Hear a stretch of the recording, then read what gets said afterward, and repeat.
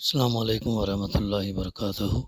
اعوذ باللہ من الشیطان الرجیم، بسم اللہ الرحمن الرحیم۔ امن ھذا الذی هو جند لکم ینصرکم من دون الرحمن ان الکافرون الا فی غرور۔ امن ھذا الذی یرزقکم ان امسک رزقہ بل لجوا فی عتو ونفور۔ افمن یمشی مکبا علی وجہہ اہدی امن یمشی سویا علی صراط مستقیم۔ قل هو الذی انشأکم وجعل لکم السمع والابصار والافئدہ قلیلا ما تشکرون۔ صدق اللہ العلی العظیم۔ رب اشرح لی صدری ویسر لی امری واحلل عقدۃ من لسانی یفقہوا قولی رب زدنی علما۔ بتاؤ آخر وہ کون سا لشکر تمہارے پاس ہے جو رحمان کے مقابلے میں تمہاری مدد کر سکتا ہے؟ حقیقت یہ ہے کہ یہ منکرین دھوکے میں پڑے ہوئے ہیں۔ یا پھر بتاؤ کون ہے جو تمہیں رزق دے سکتا اگر رحمان یعنی اللہ اپنا رزق روک لے؟ دراصل یہ لوگ سرکشی اور حق سے گریز پر اڑے ہوئے ہیں۔ بھلا سوچو، جو شخص منہ اوندھا لیے چل رہا ہو وہ زیادہ صحیح راستہ پانے والا ہے، یا وہ جو سر اٹھائے سیدھا ایک ہموار سڑک پر چل رہا ہو؟ ان سے کہو اللہ ہی ہے جس نے تمہیں پیدا کیا، تم کو سننے اور دیکھنے کی طاقتیں دی اور سوچنے سمجھنے والے دل دیے، مگر تم کم ہی شکر ادا کرتے ہو۔ سورہ الملک کی آیت نمبر 20 سے آیت نمبر 23 تک کی تلاوت جو ہے اور ترجمانی ابھی ہم نے سماعت کی۔ اس سورت کی تفسیر کا سلسلہ الحمدللہ جاری ہے، اور گزشتہ ہمارے مطالعے میں یہ بات آئی تھی کہ کون ہے، کیا اللہ تعالیٰ نے فرمایا کیا یہ لوگ اپنے اوپر اڑنے والے پرندوں کو پر پھیلائے اور سکیڑتے نہیں دیکھتے؟ کون ہے اس کو تھاما ہوا ہے؟ رحمان کے سوا کوئی نہیں، یعنی اللہ کے سوا کوئی نہیں جو انہیں تھامے ہوئے ہے، وہی ہر چیز پر نگہبان ہے۔ یعنی ایک ایک پرندہ جو دراصل ہوا میں اڑ رہا خدائے رحمان کی حفاظت میں اڑ رہا ہے۔ پہلا نقطہ اس میں یہ بہت اہم ہے، اور اسی نے ہر پرندے کو ساخت عطا فرمائی جس سے وہ اڑنے کے قابل ہوا۔ یعنی ایک چھوٹا سا پرندہ ہزاروں کلومیٹر طے کرتا ہے naan stop, naan fuel raffle کے اتنا سفر کرتا ہے، تو انسان اس کے اوپر کتنا غور کر کے حق کی طرف پہنچنا چاہیے تھا، لیکن افسوس کہ غور نہیں کرتا۔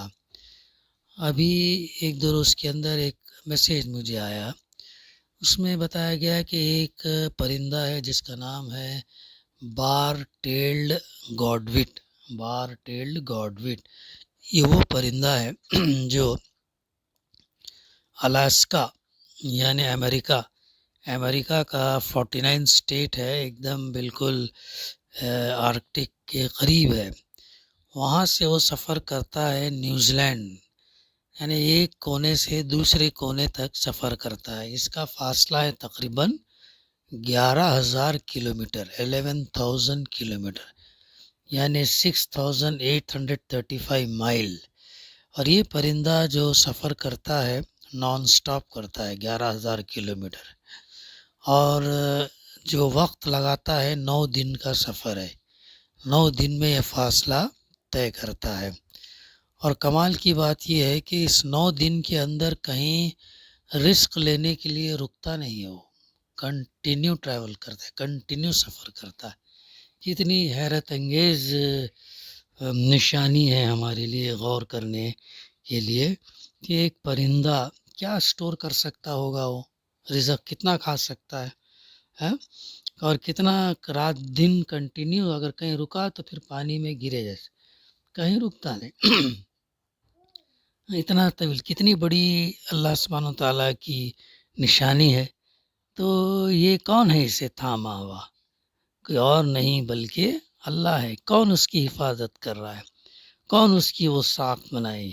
تو اس کے جواب سارے کے سارے جو ہے اللہ کی طرف جاتے ہیں، اور یہ نشانیوں کے ذریعے سے جو ہے ہم اللہ کی معرفت حاصل کرتے ہیں، اور اللہ ہی نے ہر پرندے کو دراصل اڑنے کا طریقہ سکھایا۔ تو ایسی نشانیاں جو قرآن مجید میں اللہ تعالیٰ تذکرہ کرتا ہے، اسے غور کرنا چاہیے، ہمیں تدبر کرنا چاہیے، اور اس کے ذریعے سے پھر ہم اللہ کی معرفت جو ہے حاصل کرنی چاہیے۔ اب اس کے بعد کی اس میں جو فرمایا ہے بکل شیء بصیر، ہر چیز کا نگہبان اللہ ہے، ہر چیز کا، چھوٹی چھوٹی چونٹی کو نہ ہو، بڑا سا بڑا کوئی پرندہ جانور کوئی نہ ہو، ہر چیز کا نگہبان اللہ ہے۔ اب آگے فرمایا گیا، بتاؤ آخر وہ کون سا لشکر تمہارے پاس ہے جو رحمان کے مقابلے میں تمہاری مدد کر سکتا ہے؟ تو یہ بتایا جا رہا ہے کہ کون سا لشکر ہے، کون سی فوج ہے جو اللہ کے مقابلے میں تمہاری مدد کر سکتا ہے۔ یعنی دوسرا ترجمہ یہ بھی ہو سکتا کہ رحمان کے سوا کون ہے جو تمہارا لشکر بنا تمہاری دستگیری کرتا ہو؟ تو ظاہر ہے کوئی اس کے لشکر کے سامنے کوئی بھی جو ہے ٹک نہیں سکتا۔ پھر فرمایا حقیقت یہ ہے کہ یہ منکرین دھوکے میں پڑے ہوئے ہیں، یہ انکار کرنے والے دراصل دھوکے میں پڑے ہوئے ہیں۔ یا پھر بتاؤ کون ہے جو تمہیں رزق دے سکتا ہے اگر رحمان اپنا رزق روک لے؟ کون ہے؟ اگر اللہ تعالیٰ رزق نہ دینا چاہے تو اللہ کے کون دے سکتا ہے پھر؟ اور اس سوال ایک کے بعد ایک سوال جو اللہ تعالیٰ کر، ظاہر ہے اس کا جواب جو ہے وہ اللہ ہی ہے جو کر سکتا ہے، دے سکتا ہے۔ یہ تمام چیزیں جو ہے یہ ہمارے لیے نشانیاں ہیں۔ تو رزق دینے والا اللہ ہے۔ متعدد مقامات پر اس کا تذکرہ اللہ تعالیٰ نے کیا ہے۔ ہم تم سے رزق طلب نہیں کرتے بلکہ ہم تو رزق تمہیں عطا کرتے ہیں، اور اللہ کی علم اور حکمت کی بنیاد پر یہ رزق کا بٹوارا ہے، رزق کی تقسیم دنیا میں اللہ تعالیٰ نے کیا ہے۔ یہ جگہ قرآن مجید میں فرمایا جس کا ترجمہ یوں ہے کہ اگر رزق کا بانٹنا انسان کے ذمے اگر ہم کرے ہوتے تو پھر انسان کیا کرتا؟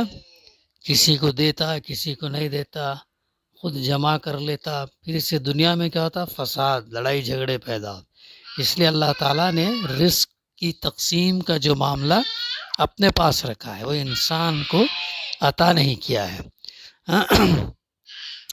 اگر اللہ رزق روک لے تو کون ہے جو رزق تم کو دے گا؟ پھر آگے اللہ تعالیٰ فرمائے بل لجوا فی عتو و نفور، دراصل یہ لوگ سرکشی اور حق سے گریز پر اڑے ہوئے ہیں۔ یہ لوگ سرکشی، بغاوت اور حق قبول کرنے کے بجائے اس کو جھٹلا رہے، انکار کر رہے ہیں اور اپنی ضد پر اڑے ہوئے ہیں۔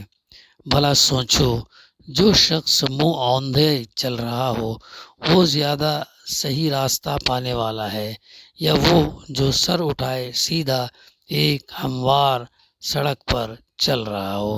یعنی جانوروں کی طرح منہ نیچا کیے ہوئے اسی ڈگر پر چلا جا رہا ہو جس پر کسی نے اسے ڈال دیا ہو، اور اوندھے منہ چل رہا بغیر راستہ دیکھے اور بغیر جو ہے حقائق کو جانے وہ کیا چل رہا ہے؟ اوندھے منہ چل رہا ہے۔ تو کیا یہ جو اوندھے منہ چل رہا ہے یہ راستہ پا سکے گا سیدھا، یا وہ جو صحیح راستہ جو سر اٹھائے سیدھا ایک ہموار راستے پر یا سڑک پر وہ چل رہا ہو؟ تو یہ مثال کے ذریعے سے بھی اللہ تعالیٰ یہ سمجھانا چاہ رہا ہے کہ تم غور کرو، تدبر کرو، سوچو کیا ان دونوں میں سے کون سا شخص جو سیدھے راستے پر چل سکتا ہے؟ پھر فرمایا جا رہا آخر میں ان سے کہو اللہ ہی ہے جس نے تمہیں پیدا کیا۔ بار بار یہ فقرہ میں آتا ہے، تمہاری تخلیق جو ہوئی اللہ کے اذن سے، اللہ ہی ہے جس نے تمہیں پیدا کیا، تم کو سننے اور دیکھنے کی طاقتیں دی اور سوچنے سمجھنے والے دل دیے، مگر تم کم ہی شکر ادا کرتے ہو۔ کتنی چیزیں بتا رہا اللہ تعالیٰ نے، کتنے نشانیوں کا تذکرہ کر رہا۔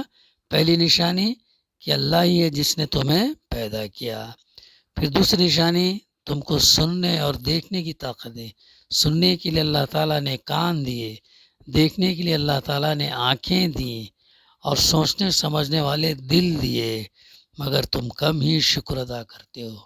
ظاہر ہے اتنی چیزیں اگر انسان غور کرے تو ظاہر ہے اسے اس کا ضمیر پکار اٹھے گا کہ یہ کوئی اور نہیں بلکہ اللہ ہی نے یہ تمام چیزیں ہم کو دیے ہیں۔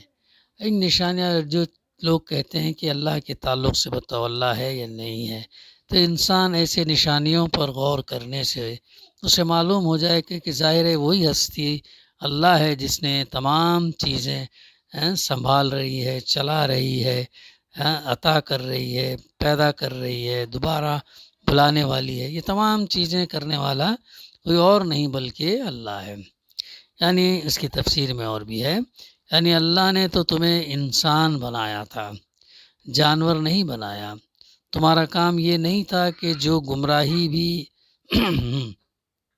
آگے یہ چیزیں عطا کرنے کے بعد اور سوچنے سمجھنے والے دل دیے۔ دل آج سائنس حالانکہ اسے مان نہیں رہی ہے، لیکن قرآن کہتا ہے کہ سوچنا سمجھنا دل سے ہے۔ ظاہر ہے ایک وقت آئے گا جب یہ سائنس جو ہے ثابت کرے گی کہ نہیں، دل ہی ہے جو سوچنے اور سمجھنے کی قوت رکھتا ہے، یہ کرے گی۔ برین جو ہے صرف یہ کرتا ہے کہ ایکشنز کو فالو کرتا ہے، میسیجز پہنچاتا ہے، تو لیکن سوچنے سمجھنے والے دل ہوں گے۔ ظاہر ہے سائنس اس طرف جو ہے چل رہی ہے، آگے بڑھ رہی ہے، اور متعدد تحقیق بھی بتاتی ہے کہ کافی کامیاب ہے۔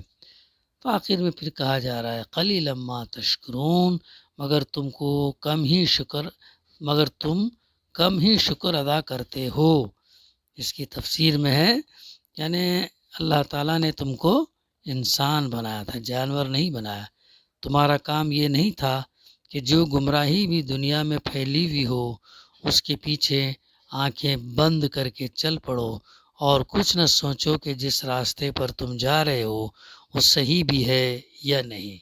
اس سے پہلی آیت میں بات آئی نا، کیا تم غور نہیں کرتے؟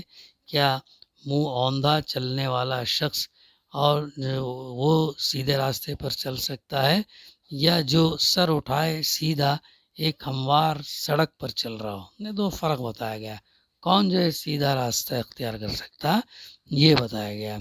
تو تمہارا کام یہ نہیں تھا کہ جو گمراہی بھی دنیا میں پھیلی ہوئی ہے اس کے پیچھے آنکھیں بند کر کے چل پڑو اور کچھ نہ سوچو کہ جس راستے پر تم جا رہے ہو صحیح بھی ہے یا نہیں۔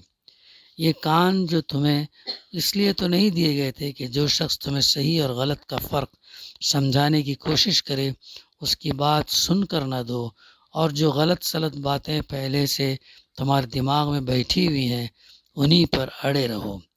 یہ آنکھیں تمہیں اس لیے تو نہیں دی گئی تھی کہ اندھے بن کر دوسروں کی پیروی کرتے رہو اور خود اپنی بینائی سے کام لے کر نہ دیکھو کہ زمین سے آسمان تک ہر طرف جو نشانیاں پھیلی ہوئی ہیں وہ آیا اس توحید یعنی ایک اللہ کی شہادت دے رہی ہیں جسے اللہ کا رسول پیش کر رہا ہے، یا یہ شہادت دے رہی ہیں کہ یہ سارا نظام کائنات بے خدا ہے یا بہت سے خدا اس کو چلا رہے ہیں؟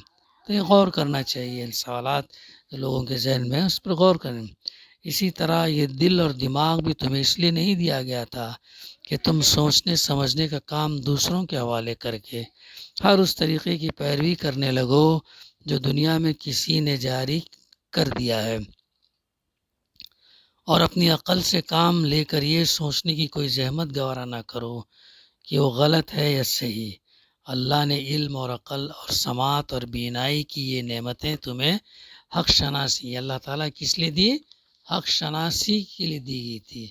تم ناشکری کر رہے ہو کہ ان سے اور سارے کام تم لیتے ہو مگر بس وہی ایک کام نہیں لیتے جس کے لیے یہ دی گئی تھی، یعنی اللہ کی بندگی کے لیے دی تھی، اللہ کی اطاعت اور فرمانبرداری کے لیے دی گئی، لیکن یہ ہے کہ حقیقت یہ ہے کہ تم اس سے یہی کام نہ لے تو باقی کے اور جو کام ایسے کام اس سے کرتے ہو جو جنت میں جانے کے بجائے جہنم میں لے جانے والے راستے پر جو ہے ڈال دیں گا۔ تو بھائیو بہنوں، دراصل یہ آیات ہم کو توجہ دلاتی ہیں کہ ان نشانیوں کے ذریعے سے ہم عبرت حاصل کریں، سبق حاصل کریں اور اتحاد ہم پیدا کریں، اور اتحاد پیدا کر کے اس کام کو، اس دین کو ہم آگے بڑھائیں اور اس کے نفاذ کے لیے جو ہے ہم جدوجہد کریں تا حیات۔ وآخر دعوانا ان الحمد للہ رب العالمین۔